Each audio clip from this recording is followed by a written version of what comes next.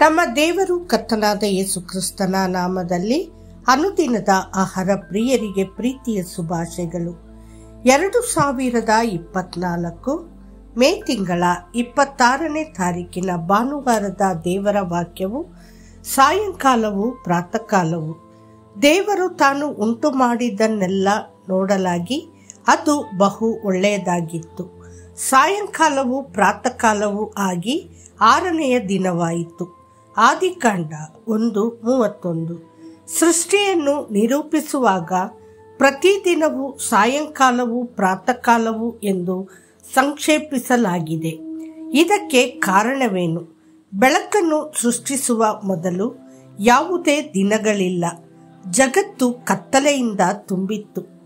ನಾವು ಆದಿಕಾಂಡ 1:2 ಕತ್ತಲೆಯು ಆಳವಾದ ಮುಖದ ಮೇಲೆ ಎಂದು ಓದುತ್ತೇವೆ.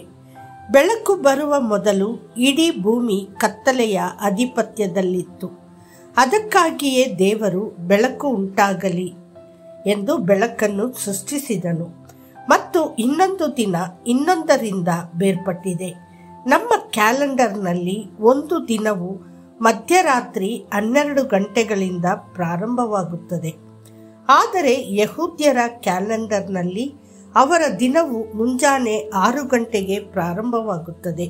ಆದ್ದರಿಂದ ಅವರು ಹಗಲು ಬೆಳಕನ್ನು ಎದುರು ನೋಡುತ್ತಾರೆ. ಅದು ಸಂಜೆ 6 ಗಂಟೆಗೆ ಕೊನೆಗೊಳ್ಳುತ್ತದೆ. ಆದರೆ ದಿನ ಇನ್ನೂ ಪೂರ್ಣಗೊಂಡಿಲ್ಲ. ಸಂಜೆ ಮತ್ತು ಮುಂಜಾನೆ ಅವರಿಗೆ ಒಂದು ದಿನ ಪೂರ್ಣಗೊಳ್ಳುತ್ತದೆ. ಯೆಹೋವನು ಮಾನವ ಕುಲಕ್ಕಾಗಿ ಸಮಯ ಮತ್ತು ಋತುಗಳನ್ನು ಸೃಷ್ಟಿಸಿದನು. ಅವರು ಕೆಲಸವನ್ನು ಮಾಡಲು ದಿನವನ್ನು ಸೃಷ್ಟಿಸಿದನು ಮತ್ತು ಅವರಿಗೆ ವಿಶ್ರಾಂತಿಗಾಗಿ ರಾತ್ರಿ. ನಾವು ಹಗಲಿನ ಮಕ್ಕಳಂತೆ ಮತ್ತು ಬೆಳಕಿನ ಮಕ್ಕಳಂತೆ ನಮ್ಮನ್ನು ನಡೆಸಿಕೊಳ್ಳುವುದು ಬಹಳ ಮುಖ್ಯ. ಜಗತ್ತಿಗೆ ಬೆಳಗಲು ಕರ್ತನು ನಮ್ಮನ್ನು ದೀಪಗಳಾಗಿ ಇರಿಸಿದ್ದಾನೆ. ಏಳು, ಪ್ರಕಾಶಿಸು, ನಿನಗೆ ಬೆಳಕು ಬಂತು. ಯೆಹೋವನ ತೇಜಸ್ಸು ನಿನ್ನ ಮೇಲೆ ಉದಯಿಸಿದೆ. ಯೆಶಾಯ 60:1. ನಮ್ಮಲ್ಲಿ ಪ್ರತಿಯೊಬ್ಬರೂ ದೇವರ ದೃಷ್ಟಿಯಲ್ಲಿ ವಿಶೇಷವಾದ ಕಿರೀಟದಂತೆ.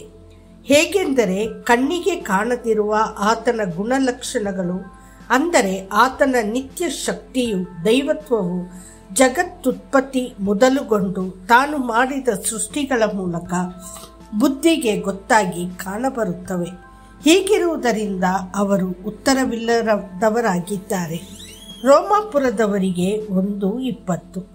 ದೇವರ ಸೃಷ್ಟಿಗಳಲ್ಲಿ ನಾವು ಪ್ರಮುಖರಾಗಿರುವುದರಿಂದ ನಮ್ಮಲ್ಲಿ ಪ್ರತಿಯೊಬ್ಬರೂ ಆತನ ಪ್ರೀತಿ, ಆತನ ಶಕ್ತಿ ಮತ್ತು ಆತನ ಮಹಿಮೆಯನ್ನು ಪ್ರತಿಬಿಂಬಿಸಬೇಕೆಂದು ದೇವರು ನಿರೀಕ್ಷಿಸುತ್ತಾನೆ. ಏಕೆಂದರೆ ದೇವರನ್ನು ತಿಳಿದ ನಂತರವೂ ನಾವು ಆತನನ್ನು ದೇವರೆಂದು ಮಹಿಮೆ ಪಡಿಸದಿದ್ದರೆ ಮತ್ತು ಕೃತಜ್ಞತೆ ಇಲ್ಲದಿದ್ದರೆ ನಾವು ನಮ್ಮ ಆಲೋಚನೆಗಳಲ್ಲಿ ನಿರರ್ಥಕರಾಗುತ್ತೇವೆ ಮತ್ತು ನಮ್ಮ ಹೃದಯಗಳು ಕತ್ತಲೆಯಾಗುತ್ತವೆ. ರೋಮಾಪುರದವರಿಗೆ 1:21. ಆದ್ದರಿಂದ ನಾವು ನಿರಂತರವಾಗಿ ಅವನನ್ನು ಹೊಗಳಬೇಕು ಮತ್ತು ಧನ್ಯವಾದ ಹೇಳಬೇಕು. ಆದ್ದರಿಂದ ನಾವು ವೈಭವದಿಂದ ವೈಭವಕ್ಕೆ ಚಲಿಸಬಹುದು. ಸ್ತುತಿ ಮತ್ತು ಆರಾಧನೆ ನಿಮ್ಮ ಹೃದಯದಲ್ಲಿ ನಿರಂತರವಾಗಿ ಇರಲಿ. ನೀನು ಸೃಷ್ಟಿಸಿದ ಎಲ್ಲ ವಸ್ತುಗಳ ಮೇಲೆ ಪ್ರಭುತ್ವವನ್ನು ಅವನಿಗೆ ಅನುಗ್ರಹಿಸಿದಿ. ನೀನು ಎಲ್ಲ ಕುರಿ ದನಗಳನ್ನು ಮಾತ್ರವೇ ಅಲ್ಲದೆ ಕಾಡು ಮೃಗಗಳು, ಆಕಾಶ ಪಕ್ಷಿಗಳು, ಸಮುದ್ರದ ಮೀನುಗಳು, ಅದರಲ್ಲಿ ಸಂಚರಿಸುವ ಸಕಲ ವಿಧವಾದ ಜೀವ ಜಂತುಗಳು ಇವೆಲ್ಲವನ್ನು ಅವನಿಗೆ ಅಧೀನ ಮಾಡಿದೆಯಲ್ಲವೇ. ನಮ್ಮ ಕರ್ತನಾದ ಯೆಹೋವನೇ, ನಿನ್ನ ನಾಮವು ಭೂಲೋಕದಲ್ಲೆಲ್ಲ ಎಷ್ಟೋ ಮಹಿಮೆಯುಳ್ಳದ್ದು. ಕೀರ್ತನೆಗಳು 8:6-9.